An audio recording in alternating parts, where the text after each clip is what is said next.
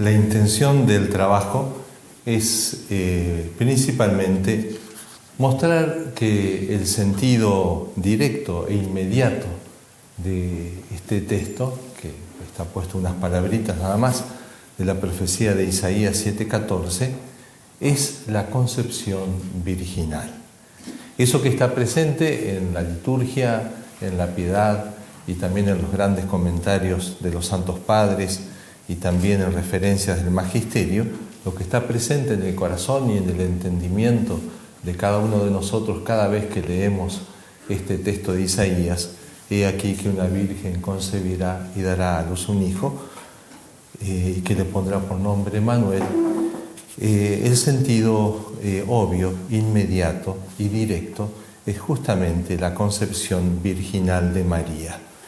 Para tratar de mostrar esto, por una parte buscaremos ubicar históricamente este oráculo de Isaías al rey Ahaz, después alguna referencia a las palabras que se usan, descartando opciones contrarias, porque esto que parece tan claro para nosotros no lo es tanto para los racionalistas o algunos exégetas de corte más racionalista que buscan quitarle este sentido profético directo a este texto. Como ya en el siglo II, ese famoso escrito, el diálogo con el judío Trifón de San Justino, ahí ya aparecían objeciones contra esta interpretación de este versículo de Isaías 7:14. Después trataremos de mostrar la concreción en el Nuevo Testamento y la confirmación en la tradición y en el magisterio de la Iglesia. Bien, en primer lugar, el ambiente histórico, dramático para Ahaz. Tenemos, además de ese texto de Isaías, abundantes datos en los capítulos 15 y 16 del segundo libro de los Reyes y en el capítulo 28 del segundo libro de las Crónicas. Aquel personaje en cuestión es el rey Ahaz, que reinó entre el 736 y el 721 a.C. Él es rey de Judá. Se dan dos grandes imperios, Asiria y Egipto, separados por reinos pequeños. No sé si se ve mucho, pero puede dar una idea más o menos. Después explicaremos algún detalle de este mapa. Los dos grandes imperios, Asiria, allá más al norte, y Egipto, acá abajo. Entre medio, ahí vemos Siria y después Israel y el reino del norte de Israel y Judá, el reino del sur. El más peligroso de estos imperios es el de Asiria. Es un imperio que ahora está en expansión. Como suele pasar con los pequeños imperios, temiendo el avance de los grandes, tratan de hacer coaliciones, tratan de defenderse como pueden. Lo que pasa es que hubo una falta de tino, no se dan cuenta que la situación de Asiria es distinta. Previamente se había dado una sucesión de reyes decadentes en Asiria, pero ahora hay uno que es un rey grande, un general importante, Tiglat-Pileser III, que es otra cosa. El asunto es que el reino de Siria, con Damasco como capital, y el reino del norte, o sea de Israel, con Samaria como capital, deciden hacer una coalición para defenderse de Asiria. Lo quieren involucrar al sur, a Ahaz, que es rey de Judá, pretendiendo también tener alguna ayuda de Egipto, que es el imperio más grande después de Asiria. Bien, Ahaz se niega a dar esta ayuda. Muy posiblemente se da cuenta que por una parte no se puede confiar mucho en Egipto, ni es tan poderoso como Siria, y tampoco es muy amigo de dar este tipo de ayudas. Por otra parte, tal vez Ahaz, al estar más lejos de Asiria, no lo valora tanto como un peligro inminente. Bien, el asunto es que no se pliega a esa coalición que estaban haciendo Siria e Israel para defenderse de Asiria. El asunto es que se enoja Resín, el rey de Damasco, de Siria, y Pekaj, rey de Israel, de Samaria, contra Ahaz por no haberse unido a esta coalición, y deciden invadir Judá. Ahaz se refugia en Jerusalén y se prepara para el asedio. Por eso se comprenden sus temores, está aterrorizado. Entre esos temores, Isaías también destaca uno de gran importancia teológica. No solamente era la invasión, no solamente los peligros, sino que, dice Isaías 7:6, ellos decían: subamos contra Judá y desmembrémoslo, abramos brecha en él y pongamos allí por rey al hijo de Tabel. No se sabe quién es este Tabel, pero es un nombre arameo. Por lo tanto, no es solamente que van a invadir Judá, sino que la pretensión es de poner otro en el trono que no sea de la casa de David, de la dinastía de David. Por lo tanto, tiene una importancia religiosa capital. Sería acabar con la dinastía de David.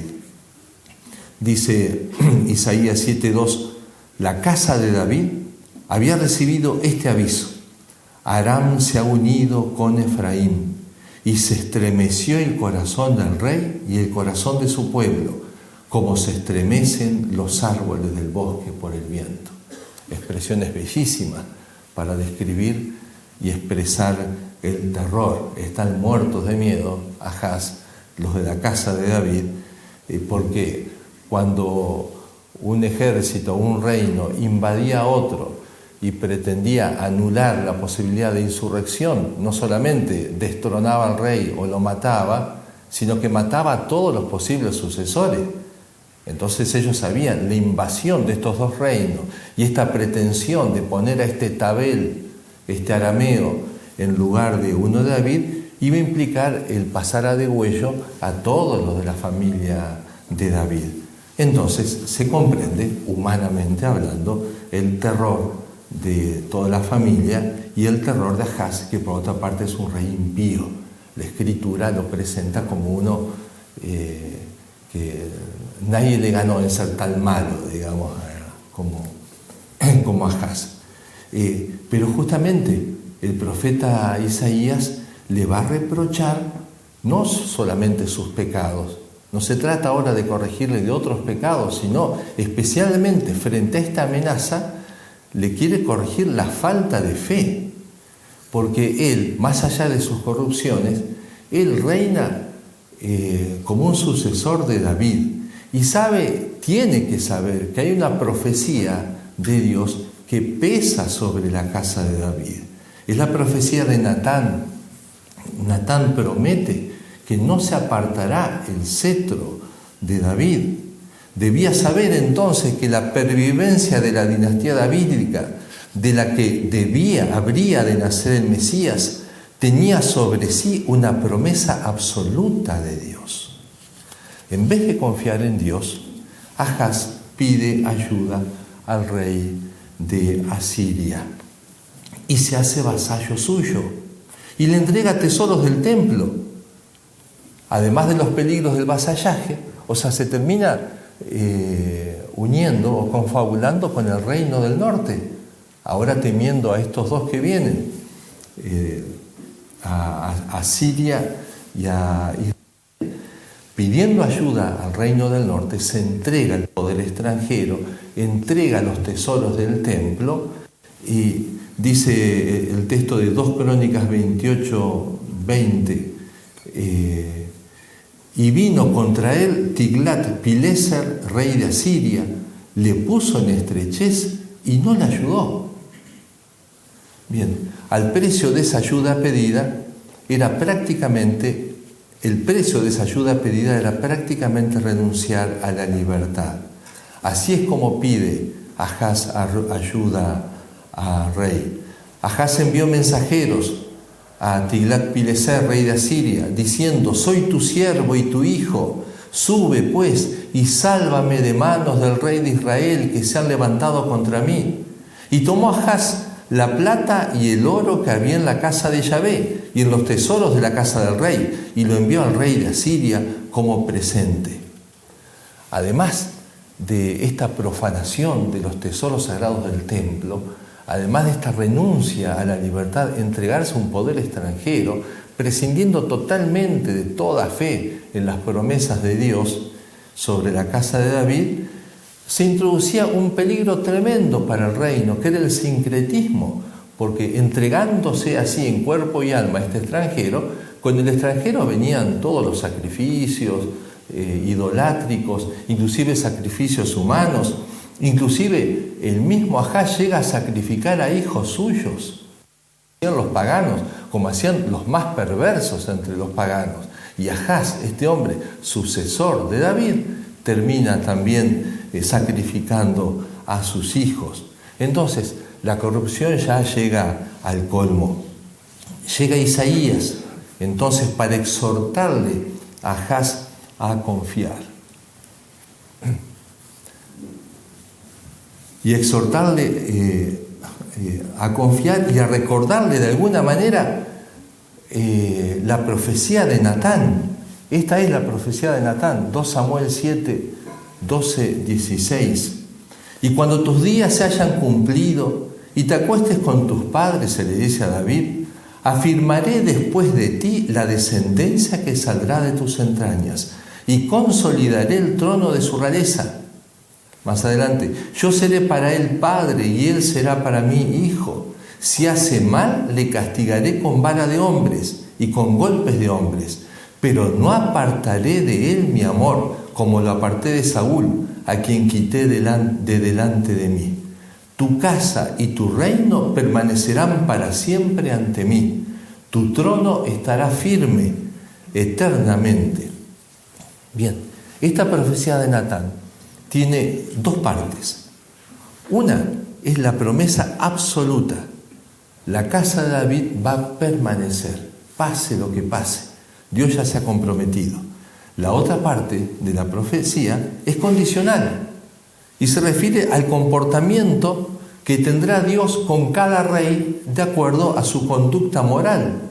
Este rey en concreto, este sucesor en concreto, será castigado con vara de hombres y con golpes de hombres, dice, si hace el mal.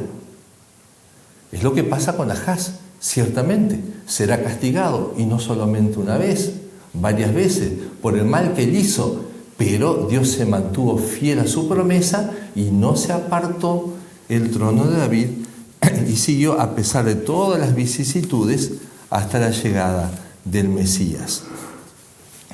El mensaje de Isaías a Achaz tiene un poco la estructura de esta profecía de Natán y es una evocación de ella. Como motivo supremo de confianza con respecto al futuro de la dinastía davídica, Isaías repite la promesa absoluta e incondicionada de la profecía de Natán.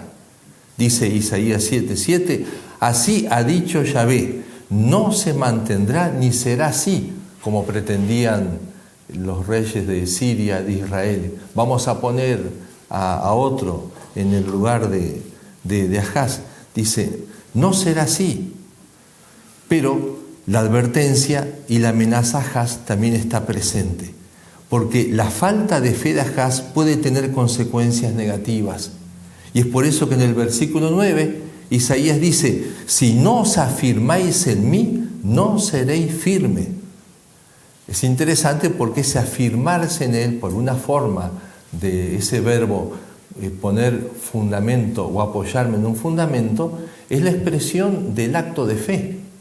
Tener fe, hacer un acto de fe, es apoyarme en un fundamento. Entonces se le está diciendo, si no ponen su fundamento en mí y no en un rey extranjero, si no creen en mí, no van a ser firmes. La única garantía de subsistir es la confianza en Dios. Este mensaje constituye el marco fundamental del resto de la perícopa. El elemento condicional de este versículo 9 es una invitación a cambiar de conducta, a ver si Ahaz se dispone de una vez por todas a creer. Es así que, a pesar de los temores de Ahaz y a pesar de que ya está pactando con el enemigo, Isaías le ofrece una señal a Ahaz para que cobre ánimo, como signo de que Dios es poderoso para realizar el milagro de la liberación militar de Jerusalén. Isaías ofrece un milagro en las dos grandes direcciones, en el cielo y en el Sheol, en los abismos.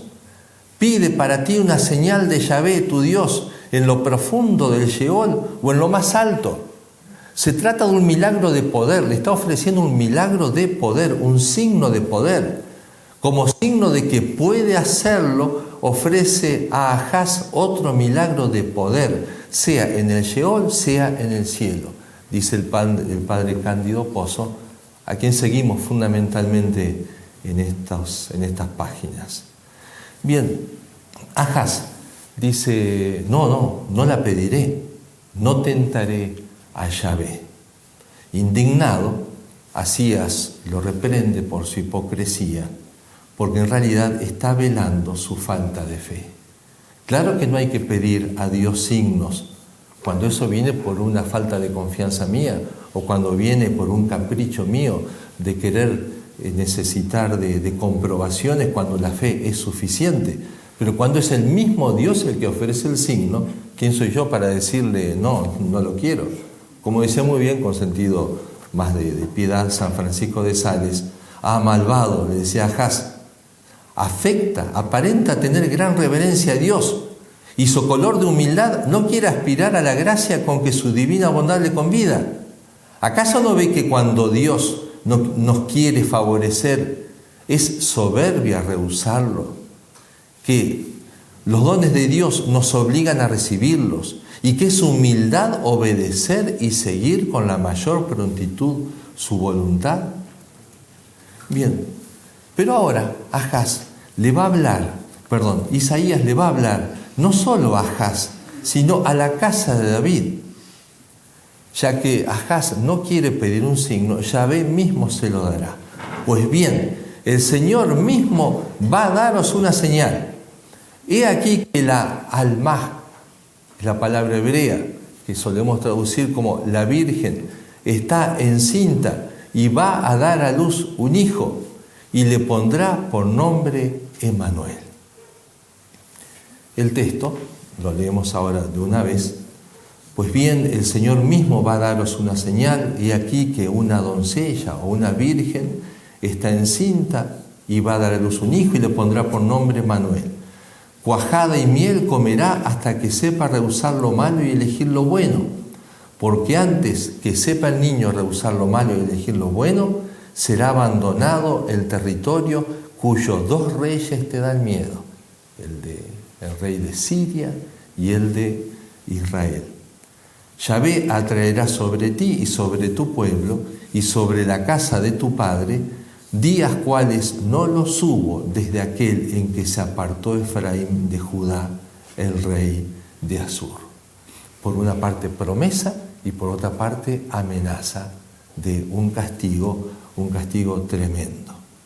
Bien, para una primera aproximación a una exégesis de este pasaje, parece esencial comenzar por identificar la persona de este Emmanuel. ¿Quién es este Emmanuel? Los exégetas modernos suelen dividir en unidades temáticas el texto de Isaías.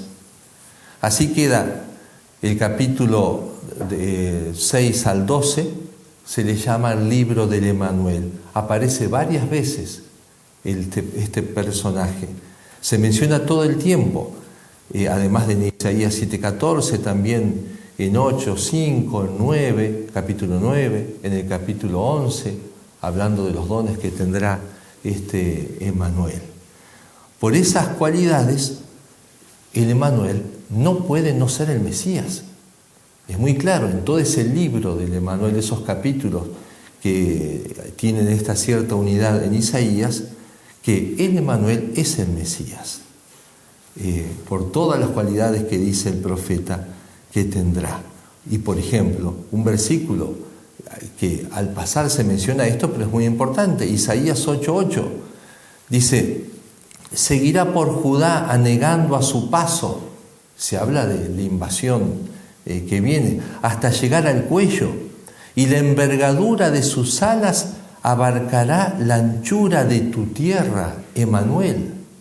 Más allá del peligro que se está anunciando y de esa invasión sobre la Tierra Santa, se le habla al Emanuel: es tu tierra, están invadiendo tu tierra, Emanuel.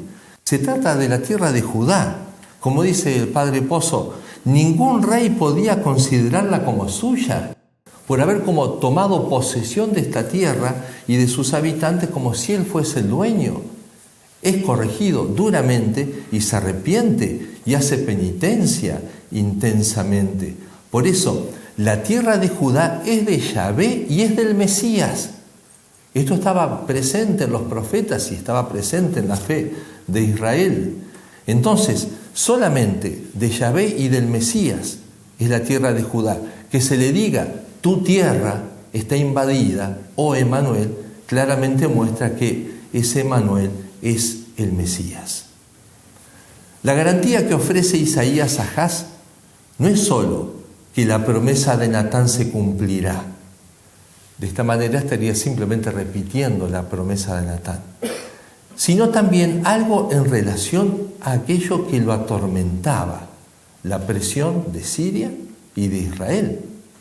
De esta manera, tomando como hipótesis que el Mesías fuera concebido ahora, por ejemplo, si el Mesías fuese concebido así virginalmente ahora, en el momento en que Ahaz le habla, Isaías le habla a Ahaz, antes de llegado el uso de razón, unos 7 años, la tierra que tú temes quedará desierta. Y efectivamente eso se cumplió. Pero también hay anuncios preocupantes, porque se dice de este Emanuel que tendrá que alimentarse de leche cuajada y miel, que será el alimento de los habitantes de Jerusalén después de la deportación. Va a decir después en el versículo 22, y así de tanto dar leche comerá cuajada, porque cuajada y miel comerá todo el que quedare dentro del país. Los pocos que van a quedar se van a alimentar de eso. El resto habrán sido pasados a filo de espada y deportados. Bien. Entonces, como dice el padre Cándido Pozo, claramente este Emanuel es el Mesías. Y si el Emanuel es el Mesías, la joven, la doncella, la virgen, la almaj, ¿de qué se habla? Es su madre, María, no queda otra. El tema es, ¿qué es lo que se dice acerca de ella, de esta almaj? La Vulgata, el texto de San Jerónimo, cuya fiesta celebramos hoy, traduciéndola a la Biblia de los 70, que usaba la palabra parthenos, virgen, la Vulgata traduce también: he aquí que la Virgen concebirá y dará a luz un hijo. Se ha criticado esta traducción porque se dice que etimológicamente la palabra almaj,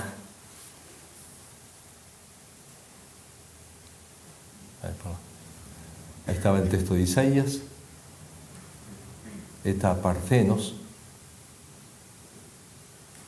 y hay dos palabras en cuestión. La almaj etimológicamente significa ser fuerte, ser potente. En el caso de una mujer, estar en edad apta para el matrimonio. Una joven en edad de casarse, una muchacha en edad de contraer matrimonio.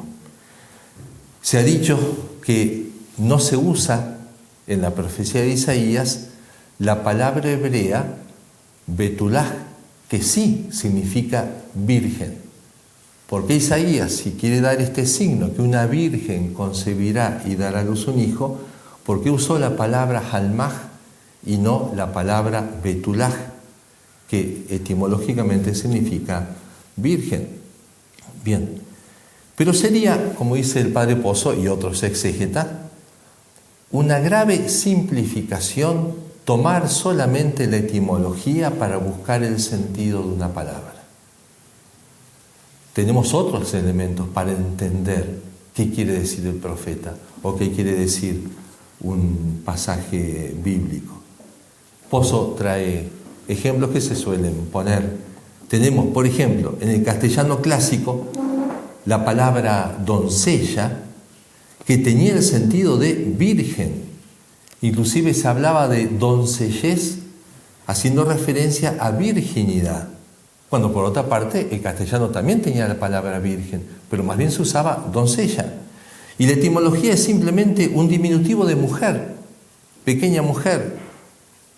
Por ello, el único criterio decisivo para conocer el sentido de una palabra es ver el uso y no solamente la etimología. Y analizando las veces que aparece la palabra almaj en la Biblia, no existe ni un caso en que la palabra almaj se aplique a una mujer no virgen. Inclusive, porque algunos detractores, digamos, de esta interpretación ponían algunos versículos que podían ser dudosos. Cuando se usa almaj en plural, almot, por ejemplo, en Cantar de los Cantares, ungüento derramado es tu nombre, por eso te aman las doncellas. 60 son las reinas, 80 las concubinas, e innumerables las doncellas. Pero como dice el padre Pozo y otros exégetas, se entiende perfectamente que estas doncellas son doncellas vírgenes, que podían ser elegidas también para esposas del rey. O algunas veces, inclusive algunos interpretan como que son indicaciones musicales que aparecen en algunos salmos, como diciendo cantos para voces altas, cantos para doncellas o para vírgenes, para voces bien agudas. Otra de las veces que aparece la palabra almaj en Génesis 24:43, se habla de Rebeca, a la que se la pretende casar con Isaac. Ahí el enviado para establecer este matrimonio se había propuesto, había dicho, así como inspirado por Dios, la doncella que salga a sacar agua y yo le diga, dame de beber un poco de agua de tu cántaro, esa va a ser la esposa de mi Señor. Y efectivamente se da, y ahí se le encuentra a Rebeca. Pero clarísimamente, y más en los tiempos antiguos, este enviado por el papá de Isaac para buscarle una esposa, claramente está buscando una mujer virgen. No se la pretendería si no se la supiese virgen. Bien, dicen los exégetas, algunos de estos detractores, que ofrecen otra excepción posible. Lo que aparece en Proverbios 30:18. Esos proverbios así del tipo numérico, que aparecen varios en el libro de los Proverbios. 3 cosas hay que me desbordan y 4 que no conozco. El camino del águila en el cielo, el camino de la serpiente por la roca, el camino del navío en alta mar, el camino del hombre en la doncella, en la almaj. ¿Qué tienen que ver estas 3 cosas tan distintas? Estas 4 cosas tan distintas entre ellas. Resulta que estas comparaciones que se usan deben tener algo en común, algún denominador común para que el sabio las ponga así, como diciendo, qué misterio, pero más bien qué misterio maravilloso, lo que es la obra de Dios. Ver por una parte el águila en el cielo, cómo hace para sostenerse ahí en el cielo. Es tan distinto el aire, el cielo, del peso de un águila. O el camino de una serpiente que no tiene patas y se mueve con tanta facilidad por la dureza de una roca. O cómo hace ese navío en alta mar para sostenerse y para movilizarse así. Y se lo compara con este camino del hombre en la doncella. Entonces muchos van a traducir diciendo, en realidad, el misterio es cómo se forma un hombre en el vientre de una doncella. Como diciendo, lo maravilloso es la concepción. Sería como un canto a la maternidad, un canto a la vida. Como diciendo, qué maravilla, cómo Dios hace las cosas, cómo se forma un hombre dentro del vientre de una doncella, que evidentemente no sería virgen en ese caso. Pero hay que decir que la partícula hebrea que se usa para indicar dentro de, puede significar también de la misma manera hacia. Y es por eso que muchos, y la mayoría de las buenas traducciones, más que decir cómo se forma un hombre dentro de una mujer, destacan el camino de un hombre hacia una mujer. Entonces, así se puede entender el joven, la maravilla de este joven fuerte que se siente atraído por una muchacha débil y delicada, un almaj. Lo maravilloso para el sabio, entonces, es el nacimiento de esta atracción, de este enamoramiento. Si fuese la hipótesis de la concepción, lo maravilloso de un niño en el vientre, la palabra que menos hubiese esperado para decir niño es la que se usa, que es la palabra Geber, que significa más bien un adulto fuerte. Entonces no es la maravilla de que en el vientre de una doncella se forme un adulto fuerte, no, se está formando un niño. Dale tiempo para que se haga fuerte. Entonces, todos admiten que desde el punto de vista así de las palabras, más bien hay que decir que el sabio se maravilla de esta atracción de un joven hacia una doncella que también se le entiende virgen, y por eso es que la atrae tanto y por eso es que quiere casarse con ella. Bien, entonces lo maravilloso de todo esto y de estas comparaciones es que dos puntos aparentemente contrarios, como es el agua y el navío, el aire y el peso de un águila, y sin embargo es como que se atraen, se complementan. Así también esta frágil doncella y este joven fuerte que ahora está enamorado de ella. Es decir, dice Pozo, el surgir en el varón de un amor y de un apetito sexual por el que se siente atraído, a la cual se la considera, mucho más en las costumbres de aquella época, virgen. Bien, y está como exigido por la unidad literaria, porque ¿qué hay de común entre los cuatro ejemplos aducidos? Es el contraste entre dos cosas que haría suponer que son inconciliables entre sí, cuando en realidad son la una para la otra. Entonces, no hay, por lo tanto, ni un caso en la Biblia, ahí me fui quedando, no hay ni un caso en la Biblia en la que la palabra almaj se diga de una mujer no virgen. El uso está a favor de su sentido de virginidad. Por eso, la misma Biblia de los 70, la Biblia griega, que se escribe ahí por el siglo II o III antes de Cristo, usa la palabra parthenos, la palabra que indica específicamente virgen, y es por eso que San Jerónimo también va a traducir por virgen y no simplemente doncella. Ahora, se preguntan también los exégetas, ¿por qué razón, si Isaías pretendía dar este signo, un signo imponente, ¿por qué no usó la palabra más específica que indica virginidad, que era la palabra betulaj? ¿Por qué no la usó y prefirió esta almaj que podía sonar un poco más ambigua?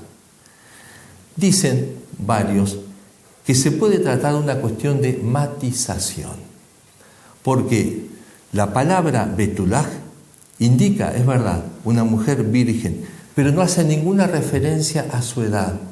Puede ser una mujer anciana, puede ser adulta. En cambio, se ve que el profeta lo que busca, inspirado por Dios, es indicar una jovencita, virgen, pero jovencita. Entonces, la palabra que venía más a propósito era la palabra almaj, de doncella, que por el uso se entiende que es doncella virgen. es la que mejor responde a los matices. Por eso decía Pozo, la cuestión de matización. Una muchacha joven y que además es virgen. Bien, pero cabe otra pregunta. ¿No podría ser que la profecía indique la concepción de parte de una que era virgen y ya no lo es? O en otros términos, ¿en qué consiste el signo que ofrece Isaías? ¿Se limita a decir que una joven virgen concebirá de modo natural un niño? Este será el signo. Acá hay una chica muy buena que es virgen, pero va a concebir. Y ese será el signo. En este caso, dice, esto sería un signo de previsión, dice Pozo, un signo de presciencia. El profeta se adelanta a lo que va a pasar ahora en breve, se lo anuncia, pero no va a ser un signo de poder. Y todo el contexto del oráculo de Isaías es que le viene a dar un signo poderoso, un signo de poder. A ver, una demostración en el cielo o en el abismo, en el Sheol. A ver, para que veas el poder que tiene Dios de hacer cosas inauditas, cosas inéditas. Bien, el signo de previsión se limitaría a decir que el Mesías va a venir. No habría un mayor proceso lógico, eso ya se sabía por la profecía de Natán. Hay que prestar atención a que en esta frase de Isaías el sujeto es una virgen. El signo está en que una virgen, y por ello el milagro de poder consistiría en la concepción de una virgen, no en que va a venir el Emmanuel. Eso ya estaba anunciado y no sería propiamente un milagro. Bien. Al ser rechazado por Ahaz en esta propuesta de pedir un signo, Dios insiste en dar un signo. Dice el padre Pozo, parece obvio que el signo mantenido se sitúe en la misma línea del signo que se rechazó. Tanto más que la partícula hebrea, el laken, por eso, tiene gramaticalmente un sentido de continuidad con las circunstancias anteriores y hace alusión a ellas. Por eso nos vemos obligados a tomarlo como signo de poder. No mera profecía de que el Mesías vendrá, sino que se trata de un milagro de poder, la concepción de parte de una virgen sin por eso dejar de serlo. Se pueden añadir como apoyo otras congruencias, aunque por sí solas no alcanzan para dar el sentido del texto, pero ahora, conociendo esto fundamental, nos apoya congruencias para sostener que es un signo de poder. Por ejemplo, cuando se dice, he aquí que una virgen, eche, como se lo traduce en el latín, ese giné, he aquí, es algo característico de los relatos de anunciaciones milagrosas. La palabra por sí sola no alcanza para la demostración, pero ayuda. He aquí. Y así se le habla a los padres de Sansón, así se le habla al mismo Zacarías. Después, otra congruencia interesante. Solo tampoco es demostrativo, y sin embargo es interesante ver la no existencia del Padre, acá porque es una concepción virginal, va a ser esta joven la que le impone el nombre al niño. Si hubiese un padre, que es padre de esta criatura, él sería el encargado de imponerle el nombre al niño. En cambio, acá en esta profecía se dice que esa virgen le pondrá por nombre Emmanuel. Es evidente que la imposición del nombre por parte de la madre es la única situación coherente con una concepción virginal, y en este sentido es un dato más concordante con el conjunto de la exégesis explicada. Entonces, para el padre Cándido Pozo, no hay duda de que se trata de un sentido mesiánico directo. Creemos que el texto es mesiánico en sentido literal inmediato y no meramente en un sentido plenior o típico. Un sentido plenior o típico supondría una figura histórica en un primer plano, a la que también, aunque con un contenido más imperfecto, habría que aplicarse la profecía. En la búsqueda de esa posible figura, muchos de los que no quieren aceptar este sentido directo mesiánico van a decir que el profeta se refiere al nacimiento de un hijo de Isaías o el hijo de Ahaz, que será Ezequías. Aparecen innumerables problemas cronológicos si fuese Ezequías, no pega. Tampoco Ezequías fue tan grandioso para decir, uy, esto es una demostración de poder de parte de Dios. Pero mucho más inaceptable es que se tratase de un signo de Isaías, que no era la descendencia de David, no tenía nada que ver con la casa de David. Por otra parte, la esposa de Isaías ya había tenido otro hijo, así que no se trataba de una virgen. Bien, entonces no es para prestarle mucha atención a estas posibilidades. Entonces, por eso es que Pozo sigue defendiendo que para él el sentido literal inmediato, y no solamente sentido figurado, es el del Mesías. Se suele objetar contra esta exégesis y contra toda interpretación mesiánica de este pasaje que habría una incongruencia en esto, en que Dios le está ofreciendo a Ahaz un signo para fortalecer su fe, pero un signo que él no va a ver, porque esto sucederá 8 siglos después. Conviene no enjuiciar esto con mentalidad occidental. Lo dice Pozo y también varios exégetas en la misma línea. Acontecimientos que garantizan. Un ejemplo clásico de esto, en Éxodo, en el capítulo 3. Acá el que teme es Moisés. Por todo lo que se le viene encima, tiene que enfrentarse al faraón, enfrentarse a su pueblo, convencerlos de que se dispongan a salir de Egipto para ir al desierto.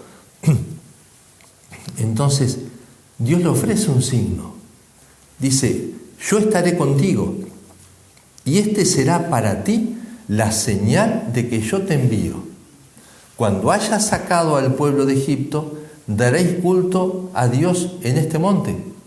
Pero eso va a suceder después, cuando ya se superen todo aquello que le ocasiona el temor. Enfrentarse con el faraón, enfrentarse con el pueblo, pasarán todas las plagas, todas las persecuciones, las muertes de los primogénitos, la primera celebración de la Pascua. El signo vendrá después. Dios le ofrece ya ahora la protección, pero él terminará de ver el signo completo después, como diciendo realmente cómo Dios estuvo presente con nosotros. Por eso será signo para todo el pueblo, será signo para la iglesia. Ven cómo Dios cuando promete, cumple. Por otra parte, no es que sea tan lejano a Ahaz este cumplimiento. Históricamente se cumplirá casi 8 siglos después en la concepción virginal de María. Y sin embargo, los signos proféticos son realidades complejas y no se limitan a la afirmación del versículo 14. Se extiende hasta lo que viene después, hasta el versículo 17. Es verdad, Ahaz no verá la venida milagrosa del Mesías, de Jesús, de María. Pero en el versículo 16, y haciendo una superposición de planos, y haciendo de cuenta que el Emmanuel fuera concebido ahora, se toma la medida de su llegada, uso de razón, como límite para la liberación de todo peligro proveniente de Samaria y de Damasco. Antes de 7 años, la edad de, más o menos del uso de razón, 6, 7 años, Samaria y Damasco caerán en manos de Asiria. Es decir, Dios cumplió, así como con este adelanto de signo de poder, porque estos que tanto la aterrorizan a Ahaz, en menos de 7 años van a caer en manos del asirio. Después Ahaz le va a ir peor, pero este peligro, efectivamente, lo que él tanto temía era nada. Ahaz lo verá y ello debería hacerle pensar que los males con que se le amenaza en el versículo 17 están a la puerta. Yahvé atraerá sobre ti y sobre tu pueblo y sobre la casa de tu padre, días cuales no los hubo desde aquel en que se apartó Efraín de Judá, el rey de Asur. Otra respuesta más que puede ayudar frente a esa objeción, ¿por qué Isaías le da un signo que Ahaz no va a ver? Ya hemos dicho, hasta cierto punto, de alguna manera un anticipo lo vio, lo va a poder ver ahí antes de 7 años. Pero también es cierto que Isaías ahora le está hablando no solamente a Ahaz, sino que, de hecho lo menciona, le habla a la casa de David. Esta profecía es para toda la casa de David. Todos los presentes de la familia de David están aterrorizados porque saben que tienen amenaza de muerte ahora si caen los dos del norte. Pero la casa de David perdura también, así que esta es profecía para toda la casa de David. Lo que sabemos es que después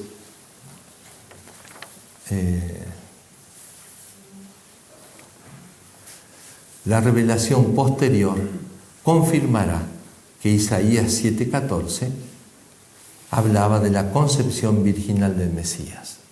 Entonces, más allá de las discusiones exegéticas o de sentido común o discusiones de cuestiones históricas, cuando la revelación de manera explícita menciona el sentido de un texto, entonces ya no hay mucho más que hacer que simplemente aceptar.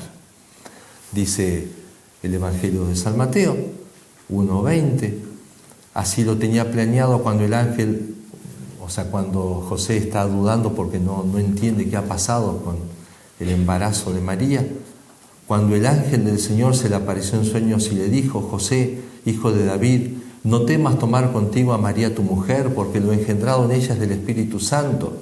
Dará a luz un hijo y tú le pondrás por nombre Jesús, etc. Todo esto sucedió para que se cumpliese el oráculo del Señor por medio del profeta. Ved que la Virgen concebirá y dará a luz un hijo y le pondrá por nombre Emmanuel, que significa Dios con nosotros. Bien, para este tema de la concepción virginal de María, la importancia del testimonio de San Mateo radica en que no pretende primariamente enunciarla, dice Cándido Pozo. Más bien, hay que decir que todo el relato la presupone y la da como un hecho conocida a los lectores. Todo judío conoce esta profecía, todo judío está esperando el cumplimiento. Bien, después, en Lucas 1:31, también, no de manera explícita, pero implícita se hace referencia. Cuando el ángel le dice a la Virgen: vas a concebir en el seno y vas a dar a luz un hijo a quien pondrás por nombre Jesús. Este Jesús, Yahvé, salva. Es el Emmanuel. El Emmanuel no será el nombre propio del Mesías, pero sí, él vivirá la realidad que profesa este nombre. Como decía Monseñor Strobinger, Emmanuel, Dios con nosotros, será para las almas en particular y para toda la Iglesia el Emmanuel, Dios con nosotros, por su Eucaristía, Dios con nosotros, por su Evangelio y por la voz del Magisterio infalible instituido por él mismo. Por todo eso será Emmanuel, Dios con nosotros. Entonces, la revelación lo ha confirmado. El sentido de esa profecía de Isaías, de manera inmediata y directa, es mesiánico y mariano. Después, la tradición patrística será unánime en el modo de interpretar este pasaje. Los estudiosos hablan de casi unanimidad de los santos padres en hacer esta interpretación del oráculo. Dice muy hermosamente San Gregorio de Niza: aprende del profeta mismo cómo ha podido suceder esto. Según quizá la ley de la naturaleza, de ninguna manera, responde el profeta. He aquí que una virgen, replica el profeta, oh evento admirable, una virgen llega a ser madre permaneciendo virgen. Convenía en efecto que el que hacía su ingreso en la vida humana para la salvación de los hombres tomase origen de una integridad absoluta y entregada a él sin reservas algunas. Después el mismo magisterio de la Iglesia, hasta en la Lumen Gentium del Vaticano II, también parece confirmar Dice en el número 55, los libros del Antiguo y del Nuevo Testamento y la traducción venerable manifiestan de un modo cada vez más claro la función de la Madre del Salvador en la economía de la salvación y vienen como a ponerla delante de los ojos. En efecto, los libros del Antiguo Testamento narran la historia de la salvación en la que paso a paso se prepara la venida de Cristo al mundo.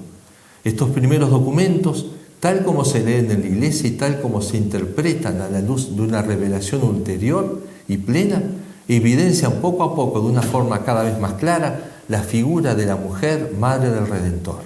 Bajo esta luz aparece ya proféticamente bosquejada en la promesa de victoria sobre la serpiente hecha a los primeros padres caídos en pecado. Asimismo, ella es la Virgen que concebirá y dará a luz un hijo que se llamará Emmanuel. Bien, nada más.